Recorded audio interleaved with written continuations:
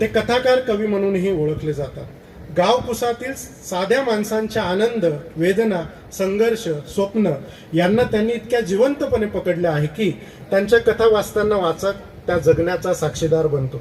गावाकडच्या कथा या कथा संग्रहातून शेतशिवार, वाड्या वस्त्या, चावड्या या सर्वांवरील घटनांना त्यांनी शब्दरूप दिले आहे.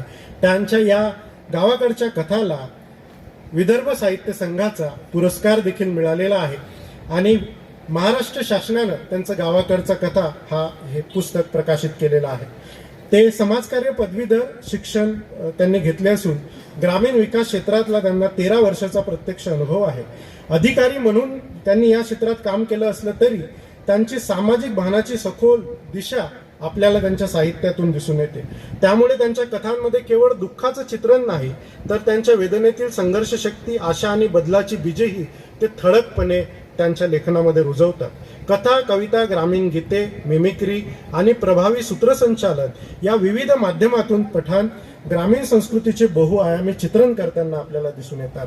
आकाशवाणीवरील प्रकाशने असोत, दिवाळी अंक, दैनिकांमधून प्रसिद्ध झालेल्या त्यांच्या साहित्यकृती केवळ वाचनापुरता मर्यादित राहत नाहीत तर त्या ग्रामीण समाजाच्या जिवंत दस्तऐवजांमध्ये रूपांतरित होतात.